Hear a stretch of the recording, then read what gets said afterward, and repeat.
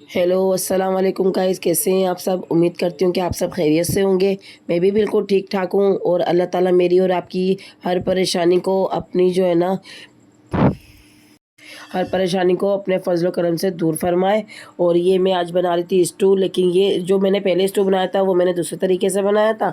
आज मैंने ये जो स्टू बनाया ये दूसरे तरीके से बनाया, तो आपको जो आसान लगता है तरीका आप उस तरीके से अपनी जो है ना बना लिया करें और अपने घर वालों को खिलाया करें। इंशाल्लाह आपको पसंद आएगा। और ये मैं समझती हूँ कि ये ज़्यादा फ़ायदेमंद है, क्योंकि मैंने क्या करा है कि इसमें जो हमने गोश्त को धोया और गोश्त को धोने के बाद में हमने जो नमक के पानी में इसको बॉईल करा है ना, तो उसके जो ऊपर के झाग थे वो मैंने जो है ना इनको छन्नी के ज़रिए जैसे ना हटा दिया था।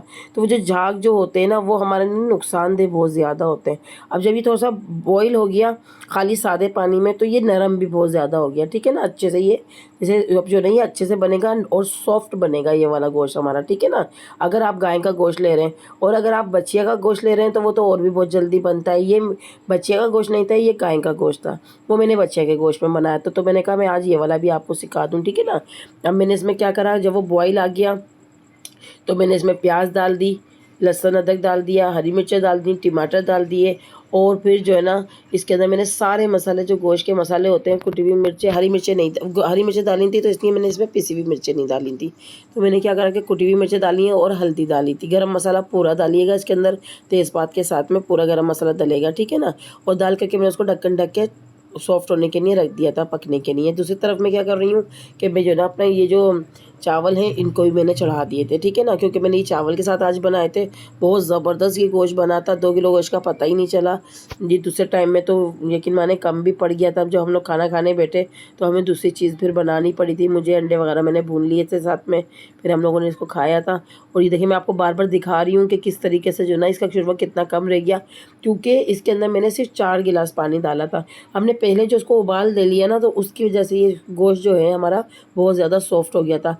अब आप इसमें दही बिल्कुल मत डालिएगा। कुछ लोग इसमें दही डाल देते हैं और दही डालने से क्या होता है कि हमारा जो गोश्त है वो ऐंठ जाता है, वो अच्छे से सॉफ्ट नहीं हो पाता, ठीक है ना।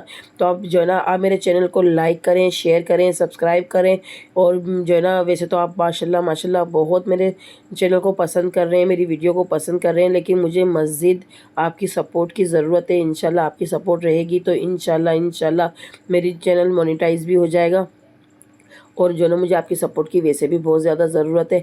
अब मैं आपको ये दिखा रही हूँ कि जो नहीं देखिए गोश्त तैयार हो चुका और मैंने इसमें धनिया डाल दिया। आप धनिया का ना बहुत ज़्यादा इस्तेमाल किया करें, धनिया हमारी सेहत के लिए बहुत अच्छा। और जब भी ये गोश्त वगैरह बनाया करें ना, तो इसमें पता है क्या करा करें, साथ में जैसे आपने सलाद बना ली, आपने जो ना इसके साथ में रायता बना लिया, तो वो हज़म करता है हमारे खाने को। ये खाना ज़रा भारी होता है ना, तो ये जो गाय का जो गोश्त होता है ये भारी होता है, मगर मैं समझती हूँ मुर्गी से बहुत ज़्यादा बेहतर है, चिकन से ये बहुत ज़्यादा बेहतर है। इसके कुछ तो बेनिफिट हैं, कुछ तो फ़ायदे हैं इसके, ठीक है ना। और हड्डी वाला लिया करें, हड्डी वाला जो गोश्त होता है वो बहुत ज़्यादा मज़ेदार बनता है। और जो है ना ये देखें साथ में मैंने चावल बना लिए थे। आप जो है इसके साथ में आप इसके साथ में जो है ना वो भी बना सकते हैं, रोटी वगैरह का भी कर सकते हैं। नेक्स्ट वीडियो तक के लिए अल्लाह हाफ़िज़।